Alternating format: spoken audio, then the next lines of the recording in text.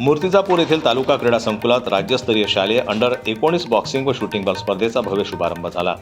क्रीडा व युवक सेवा संचालनालय, महाराष्ट्र राज्य पुणे अंतर्गत जिल्हा क्रीडा अधिकारी कार्यालय अकोला यांच्या संयुक्त विद्यमाने या स्पर्धेचं आयोजन करण्यात आलं।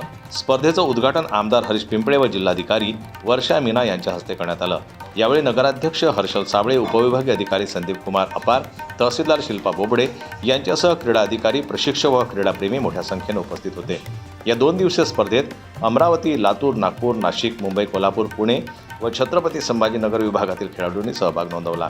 राज्य स्तरावरची बॉक्सिंग चॅम्पियनशिप आणि शूटिंग चॅम्पियनशिपचं आज उद्घाटन झालेलं आहे। हा 3 दिवसाचा कार्यक्रम आहे।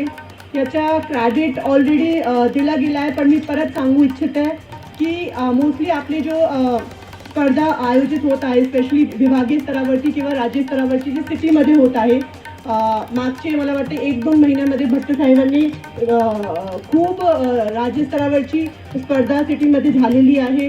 त्याच्यात विविध सांस्कृतिक कार्यक्रम असो किंवा दुसरे व्हॉलीबॉल राज्य स्तरावरची स्पर्धा असो, त्याच्यात मला जाऊन बोलण्याची संधी भेटली। बट असा फर्स्ट टाईम मला असं वाटते की आता मूर्तिजापूरचे क्रीडा संकुलमध्ये हा स्पर्धा होत आहे आणि राज्य स्तरावरची स्पर्धा एक तालुका लेवलचे संकुलमध्ये होत आहे। ही खूप मोठी गोष्ट आहे। ग्रामीण भागातील उदयोन्मुख खेळाडूंना राज्यस्तरावर आपले कौशल्य सादर करण्याची संधी मिळत असून मूर्तिजापूरला क्रीडा क्षेत्रात नवीन ओळख मिळत असल्याचं मान्यवरांनी नमूद केलं। उत्कृष्ट आयोजनाबद्दल जिल्हा क्रीडा अधिकारी कार्यालय अकोला व स्थानिक आयोजकांचं कौतुक करण्यात आलं। पुढील 2 दिवस रंगणाऱ्या चुरशीच्या लढतींकडे क्रीडाप्रेमींचं लक्ष लागलंय। जनमत लाईव्ह न्यूज करता अकोल्याहून संजय उमक यांची रिपोर्ट।